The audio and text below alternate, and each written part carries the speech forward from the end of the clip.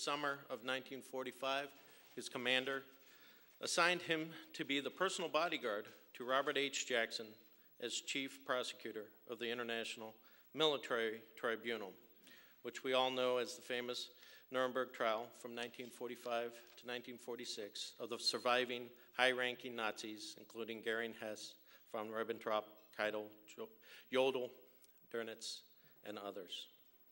The year-long association engendered in then Sergeant Fuchs a great respect and admiration for Robert Jackson as a gentleman and statesman. Father Fuchs, we are honored to have you here to render the invocation on this, our 10th anniversary. Father Fuchs.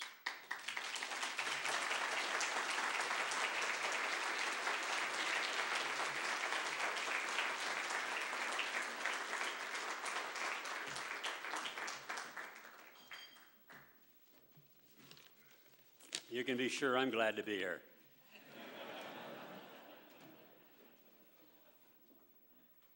High on the facade of the U.S. Supreme Court building in Washington, D.C., is carved a row of world-famous lawgivers, each facing center toward a figure of Moses holding the Ten Commandments. The commandments are also engraved on the doors of the courtroom itself and above the judges sitting in session.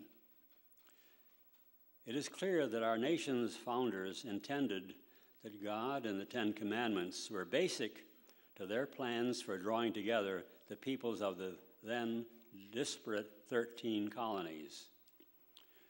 We were to stand together as one nation under God, respecting the rule of law. The Saturday Evening Post magazine for many years featured the artist Norman Rockwell, who painted for us the kind of America in which we grew up. Our streets were filled with lives that were thriving with homemade experiences, youthful vibrancy.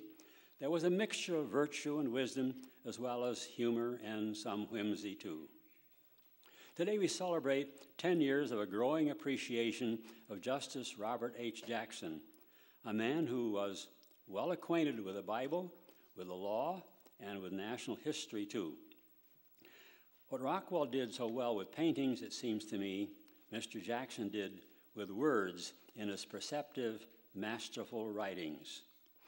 It was my privilege for a year to know Mr. Jackson as he rose to the challenge of showing the world the atrocities and destruction perpetrated by Hitler and his cronies.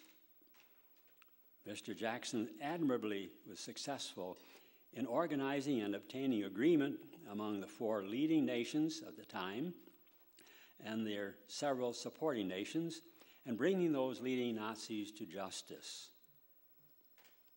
Many thousands of their own documents were presented to prove that their evil deeds demanded accountability to the world. The published volumes fill 12 feet of bookshelves. The Robert Jackson Memorial Center, here in his own familiar hometown, has now for 10 years been effectively describing his life and his work at the Supreme Court and also at Nuremberg. God of history, we ask you to bless the efforts of Greg Peterson and of all his staff and supporters and co-workers at the center who have in these 10 years enabled the realization of his inspiration to codify and organize Jackson's work. The core of Mr. Jackson's efforts centers on the rule of law as being essential for human life in national as well as in personal relationships. May our gathering here tonight find us promoting the rule of law in our world, in our nation, and in our own lives as we now affirm ourselves as one nation under God. Amen. We now invite you all to a great conversation as you enjoy, obviously, great food coming.